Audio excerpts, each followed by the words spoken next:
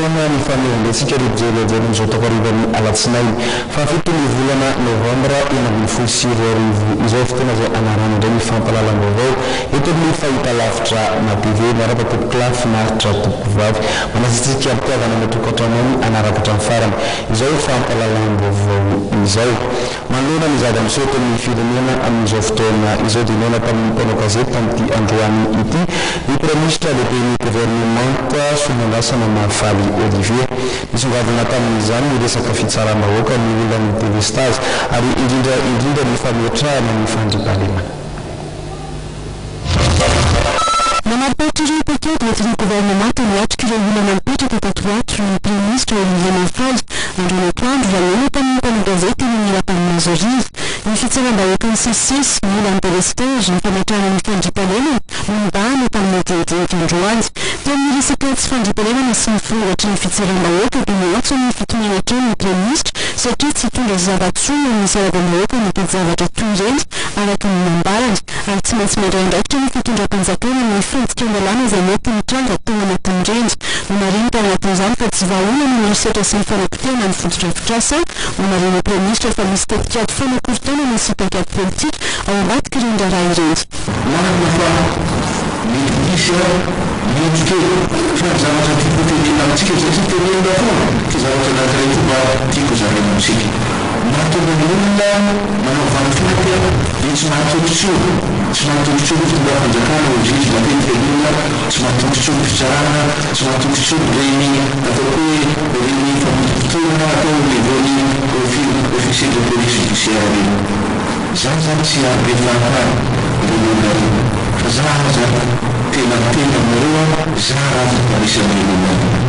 ary io zany araky ny fomba fiteny misy amin'izao reny tsara sy laozanjemana fa zany tena iteny aminareo dia fa betsaka ny fitsara tena manao ny asa ny kristoa ary saovana izy reny ary teraina izy reny amin'ny fijoroana ao anatin'ny mandaha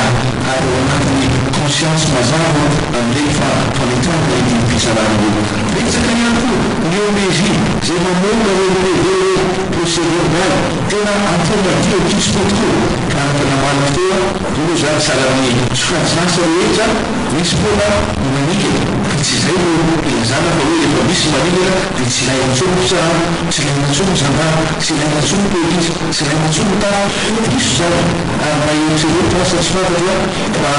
ngamba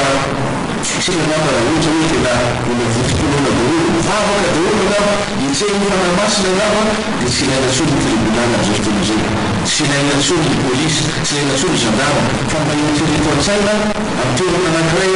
tsy asiana tribunal tsy asiana gendarme tsy asiana polisy tsy asiana tafika maheritrereto an-tsaina zavatra mety iseho ka zay zany mahatonilazara hoe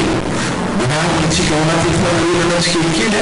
fa ilaina foana ny fanajana ny taratambanana avero foana ary avero koa ny zavatra anankiray ity tsy antony anankiray zay ilazana fa hoe tokony hoantony anaovana valifafy no mety hitondron'olotra atao amin'ireny sokajinasa reo zany tena mitereto fa tsy maintsy andraiky apakevitra ny fotoram-panjakana eo amin'ireo zay navanindrozy eo amin'ireo zay nanao ny erisetra aveo fitsarana manao ny asany aveo manao fototorana manao ny asany fa tsy izy ny farafara.